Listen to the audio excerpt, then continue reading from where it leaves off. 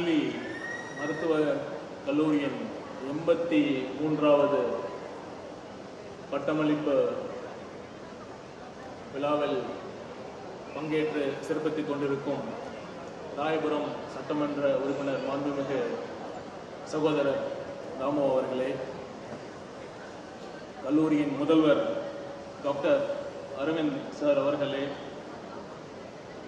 கல்லூரியின் vice principal doctor Sathyalakshmi அவர்களே, medical superintendent doctor S Jothikumar அவர்களே,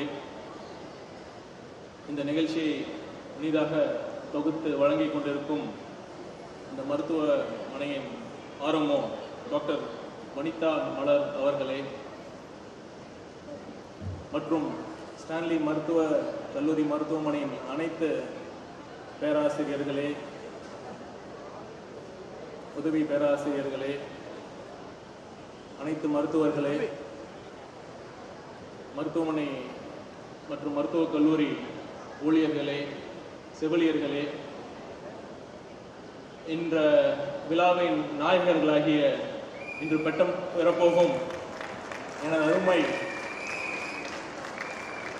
நாளைய தமிழகத்தின் மருத்துவ சேவையை நனவாக்கக்கூடிய யங் டாக்டர்ஸ் ஆகிய இளம் மருத்துவர்களே, மற்றும் 5.5 வருஷம் இந்த விழாவுக்காக காத்திருக்கும் தங்கள் பிள்ளைகள் இந்த பட்டம் பெறப்போகும் அந்த தருணத்தை எதிர்நோக்கி காத்துக் கொண்டிருக்கும் நெகிழ்ச்சியுடன் எதிர்பார்ப்புடன் கண்களில்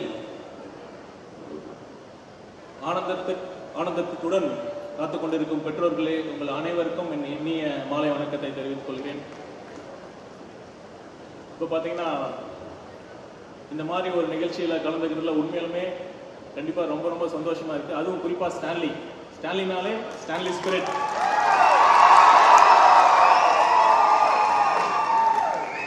அதுதான் ஸ்டான்லி ஸ்பிரிட். ஏன்னா நான் எம்எம்சி ஸ்டூடெண்ட்டு, எம்எம்சிக்கும் ஸ்டான்லிக்கும் எப்பவுமே அப்போல்லாம் ஒரு சின்ன ஒரு வாய்க்காத இருக்கும். இப்போ இருக்கான்னு தெரியல.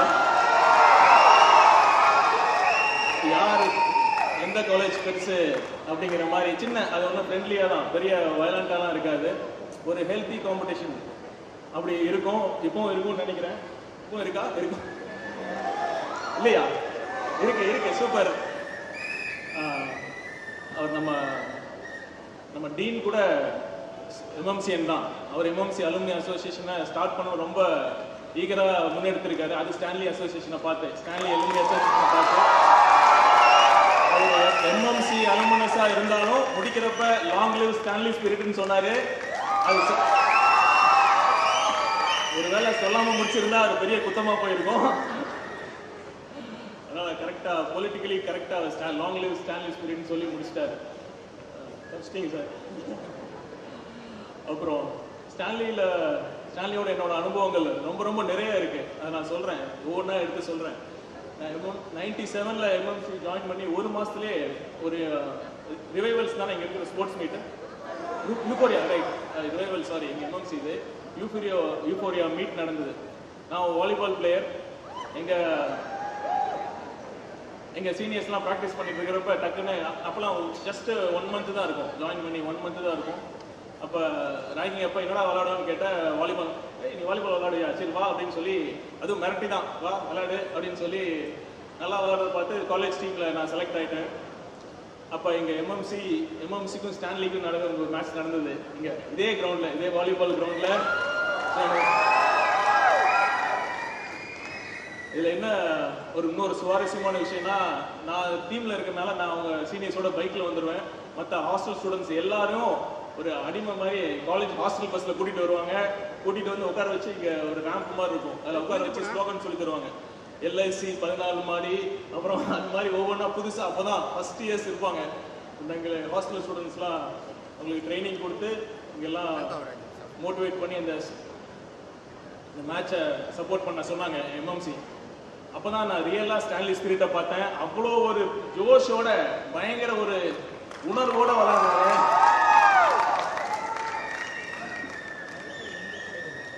ரொம்ப சந்தோஷமா இருந்தது. அந்த மேட்ச்ல நாங்கள் ஜெயிச்சிட்டோம், எம்எம்சி ஜெயிச்சிட்டோம். அப்புறம் ஸ்டான்லினாலே ஃபஸ்ட்டு எங்களுக்கெல்லாம் ஞாபகம் வருது இந்த ஸ்டூடெண்ட்ஸ் மெஸ் தான். அவ்வளோ நல்லா இருக்கும் சாப்பாடு.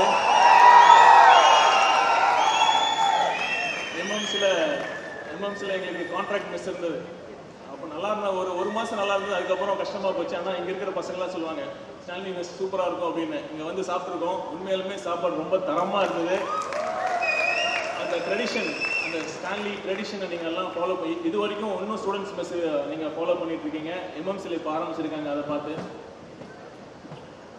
அப்புறம் நாங்கள் வியந்த இன்னொரு முக்கியமான அம்சம் என்னன்னா, ஸ்டான்லியில் இந்த சர்ஜரி டிபார்ட்மெண்ட்டும் ஹேண்ட் சர்ஜரி டிபார்ட்மெண்ட்டும் அவ்வளோ ஃபேமஸ். உண்மையாலுமே நாங்கள்லாம் பார்த்து பொறாமப்பட்டிருக்கோம். எம்எம்சியில் இப்படி இல்லையே அப்படின்னு உண்மையாலுமே நாங்கள் பொறாமப்பட்டிருக்கோம். அந்தளவுக்கு ஒரு surgery department, hand surgery department அவ்வளோ ஃபேமஸாக இருந்தாங்க. இதெல்லாம் தாண்டி இன்னொரு 3 ஸ்பெஷல் கனெக்ஷன் எனக்கும் ஸ்டான்லிக்கு இருக்குது. நான் ஃபைனல் இயர் படிக்கிறப்ப, ஃபைனல் இயராக ப்ரீ ஃபைனலான்னு கரெக்டாக ஞாபகம் இல்லை. அப்போ ஹாஸ்டலில் நடத்துகிறப்ப ஒரு சின்ன எங்களுக்கும் உங்கள் சீனியர்ஸுக்கும் ஒரு சின்ன பிரச்சனை ஆயிடுச்சு. அப்போ சரி நாங்கள் ஒரு 5 பேர் வந்து கண்டிப்பாக ஹாஸ்டலில் இருந்தால் திருப்பி எங்களை அடி விழுந்துரும் அப்படின்னு வேற எங்கேயாச்சும் போகணும் அப்படின்னு நினைக்கிறப்ப ஃபர்ஸ்ட் எங்களுக்கு தோணுது ஸ்டான்லி ஹாஸ்டல் தான். எங்கள் பேட்ச்மேட்ஸ் இருந்தாங்க. ஒரு 3 நாள் நாங்கள் ஸ்டான்லி ஹாஸ்டலில் வந்து நான் தங்கியிருந்தோம். அப்புறம் அடுத்தது நானும் ஸ்டான்லி ஸ்டூடெண்ட் தான், தெரியுமா? நானும் ஸ்டான்லியோட அலுமினஸ் தான். நான் பிஜி மெடிசன் முடிச்சுட்டு எம்டி சைக்காட்ரி ஸ்டான்லியில் 6 மந்த்ஸ் நான் பண்ணேன் ஸ்டான்லியில். ஸோ 6 மந்த்ஸ் அங்கே பண்ணிட்டு தான் அதுக்கப்புறம் டிஎன்பிஎஸ்சியில் மெடிக்கல் ஆஃபீஸராக அசிஸ்டன்ட் சர்ஜனாக செலக்ட் ஆகி அப்புறம் நான் ஒரு கிருஷ்ணகிரி மாவட்டத்தில் மருத்துவ அதிகாரியாக நான் ஜாயின் பண்ணி என்னோட சிவில் சர்வீஸ் ப்ரிப்பரேஷன் ஆரம்பித்தேன். So I am also proud ஸ்டான்லியன்.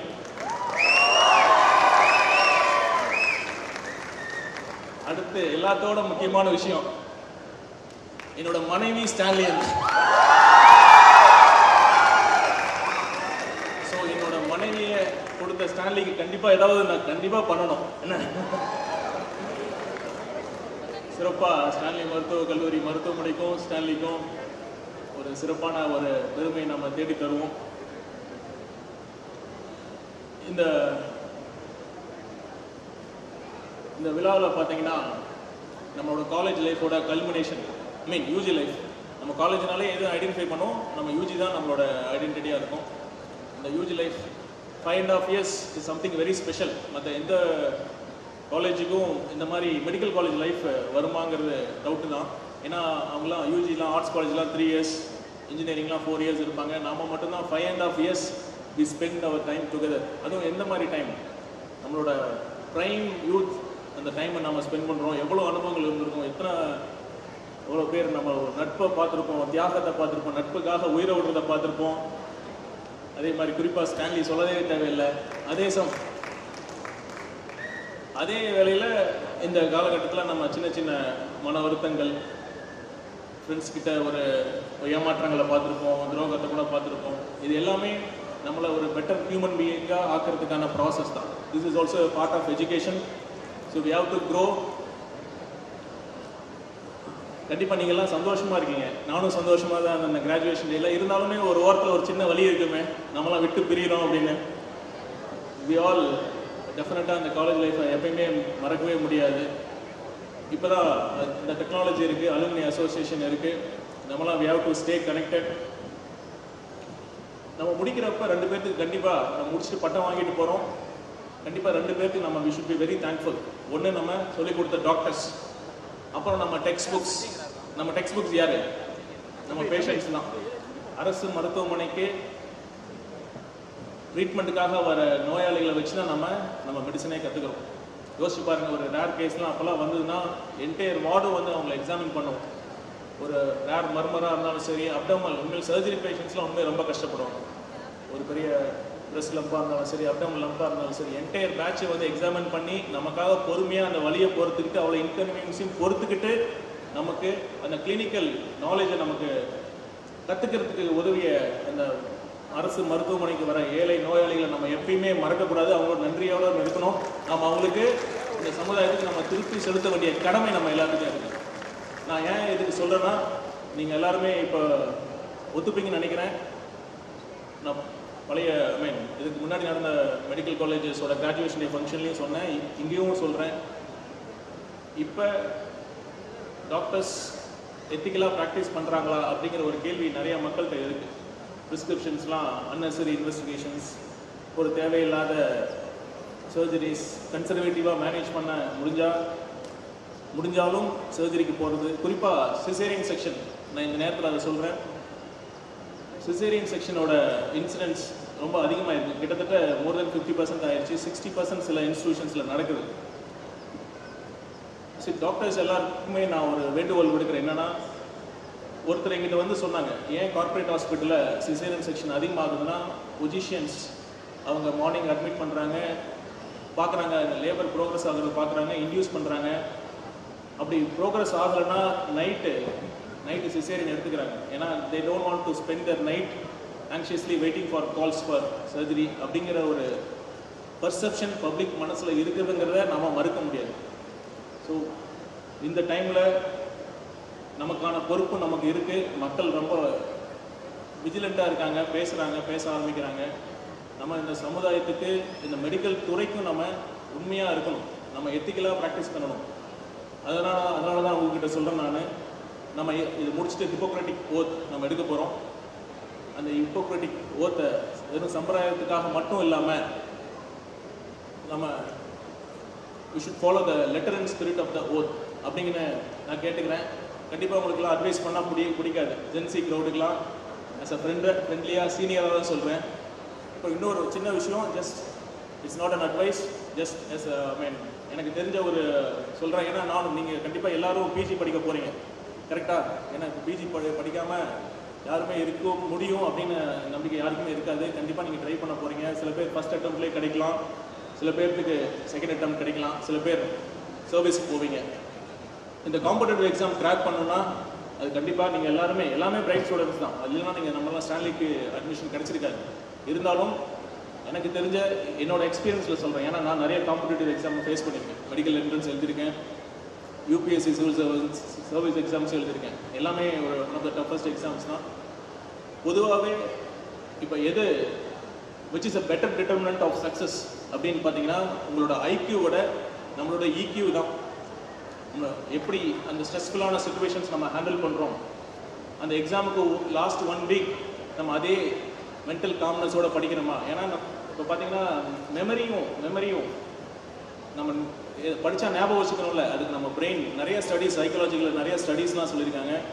நம்ம காமாக இருந்தால் தான் நம்ம மெமரி இன்க்ரீஸ் ஆகும். ஸோ அதனால் நீங்கள் எமோஷனல் கோஷன்ட்டை வளர்த்துக்கங்க. பொதுவாக டாக்டர்ஸ் ரொம்ப ஷெடியூல் போட்டு படிப்போம் நம்மலாம். என்ன 5 to 5:15 tea time, 5:15 to 6 studies, அப்புறம் மினிட்டுக்கு நம்மளாம் ஷெடியூல் போட்டு நீங்களாம் படிக்க தான் போகிறீங்க. நானும் அப்படி தான் படிச்சிருக்கேன். அது இல்லாமல் ஷெடியூல் போடுறப்ப கண்டிப்பாக take a time off on every weekends. ஒரு சண்டே நீங்கள் சண்டே ஆஃப்டர்நூன் ஒரு டைம் எடுத்து ஒரு மூவியாக போங்க, ரிலாக்ஸ் பண்ணுங்கள், உங்கள் ஹாபியை டெவலப் பண்ணிக்கோங்க. அப்போ தான் I am saying, please believe me, please trust me, that is not a waste of time. That will make your brain sharper and it will make ready for your next weeks of preparation. So அதனால் emotional கோஷன்ட்டை வளர்த்துக்கங்க. அப்புறம் இதை சொல்லணும்னா எப்படி, மாண்புமிகு தமிழக முதலமைச்சர் திரு Joseph Vijay அவர்கள் தலைமையில் எவ்வளோ ஒரு சிறப்பான ஆட்சி நடந்துட்டு இருக்குன்னு நான் சொல்லி உங்களுக்கு தெரிய தேவையில்லை. இந்த ஒரு மாதத்தில் என்னென்ன துறையில் எவ்வளோ ஒரு மாற்றங்கள், இந்த மாதிரிலாம் நடக்குமா அப்படின்னு யாருமே யோசிக்க மாட்டாங்க. ஒரு ரெஜிஸ்ட்ரேஷன் டிபார்ட்மெண்ட்டாக இருக்கட்டும், ஒரு சிஎம்டிஏவாக இருக்கட்டும், ஒரு ஹெச்ஆர்என்சியாக இருக்கட்டும், எவ்வளோ துறையில் எவ்வளோ மாற்றங்கள், இதெல்லாம் யாருமே யோசிச்சு கூட பார்த்துருப்பாங்க. இந்த மாதிரி பணம் கொடுக்காம அதெல்லாம் நடக்குமா அப்படின்னு. ஸோ தலைவர் ரொம்ப தெளிவாக சொல்லியிருக்காரு, நானும் ஊழல் 1 ரூபா கூட ஊழல் பண்ண மாட்டேன், எனக்கு கீழேயும் யாரும் ஊழல் பண்ண மாட்டாங்க அப்படின்னு. அதனால இந்த சந்தர்ப்பத்தில் நானும் சுகாதாரத்துறை அமைச்சராக சொல்லிக்கிறேன், கண்டிப்பாக சுகாதாரத்துறையிலும் ஊழல் இருக்கவே இருக்காது. மக்கள் நலன் மட்டுமே எங்களுடைய குறிக்கோள். மாண்புமிகு முதலமைச்சர் அவருடைய லட்சியம் என்னன்னா, அனைத்து தரப்பு மக்களுக்கும் தரமான மருத்துவ சேவை கிடைக்கணுங்கிறது தான். அதை நோக்கி தான் நம்ம பண்ணிட்டு இருக்கோம். தமிழ்நாடு மருத்துவ சேவையில் மற்ற ஸ்டேட்ஸை கம்பேர் பண்ணுறப்ப பெட்டராக தான் இருக்குது, நான் ஒத்துக்கிறேன், இல்லைன்னு சொல்ல. பட் ஆனால் டெஃபினட்டாக we have many areas to improve.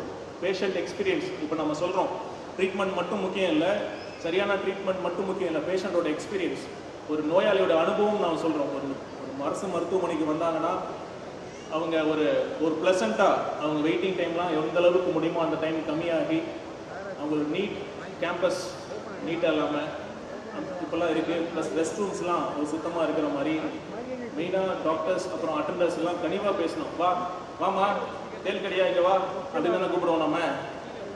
அந்த மாதிரி தான் நடக்கும். அந்த மாதிரிலாம் இல்லாமல் கனிவாக மரியாதையாக ட்ரீட் பண்ணி அந்த நோயாளியோட அனுபவங்கள், அந்த பேஷண்ட் எக்ஸ்பீரியன்ஸ் சொல்கிற அந்த அம்சத்தை நம்ம கண்டிப்பாக மேம்படுத்த வேண்டிய தேவை, கடமை நமக்கு அரசு மருத்துவமனைக்கு இருக்குது. ஸோ அதையும் நம்ம கண்டிப்பாக பண்ணுவோம். அப்புறம்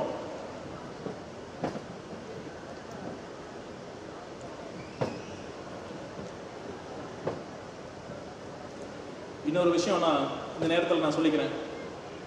முன்னெல்லாம் எப்படி கடந்த ஆட்சியில் எப்படி இருந்ததோ தெரியாது. கண்டிப்பாக நான் என்னோட முதல் மீட்டிங்லேயே, டிஎம்இ மீட்டிங்லையும் சரி, ஜாயிண்ட் டைரக்டர் மீட்டிங்லையும் சரி, கண்டிப்பாக நான் சொன்ன ஒரே விஷயம் என்னென்னா, I am a proud doctor. கண்டிப்பாக டாக்டர்ஸோட டிக்னிட்டி குறையிற மாதிரி பப்ளிக் பிளேஸில் நடந்துக்கவே மாட்டேன். நான் மீடியா முன்னாடி அவங்கள கடந்த காலங்களில் சஸ்பெண்ட் பண்ணுறதோ மெமோ கொடுக்குறதோ அந்த மாதிரிலாம் இல்லாமல், இது நம்ம கவர்மெண்ட் கரெக்டாக, நீங்களும் your part of this government, நம்மெல்லாம் சேர்ந்து பண்ணுவோம். டாக்டர்ஸோட கோரிக்கைகள் நிறைய இருக்குதுன்னு எனக்கு தெரியும்.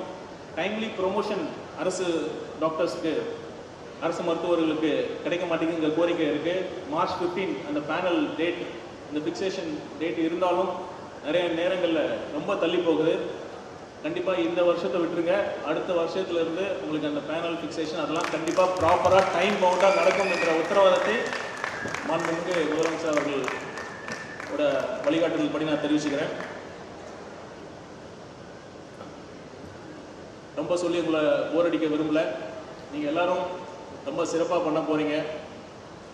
வாழ்க்கையில் நம்ம திரும்பவும் இங்கே பிஜி எங்கே பண்ண போகிறோன்னு தெரியல, எந்த காலேஜில் இருப்போன்னு தெரியல, எந்த கண்ட்ரியில் இருப்போன்னு தெரியல. எங்கே போனாலும் சரி, நம்ம நாட்டையும் தமிழ்நாட்டையும் நீங்கள் படித்த இந்த ஸ்டான்லி காலேஜையும் மறக்காதீங்க. Long live Stanley, long live Stanley spirit. நம்ம தலைவர் சொல்கிற மாதிரி கான்ஃபிடென்ட்டாக இருங்க, நல்லதே நடக்கும். நன்றி, வணக்கம். பிளே ஸ்டோர் மற்றும் ஆப் ஸ்டோரில் இருந்து பாலிமர் செயலியை QR கோடு மூலம் பதிவிறக்கம் செய்யுங்கள். செய்திகளை உடனுக்குடன் பெறுங்கள்.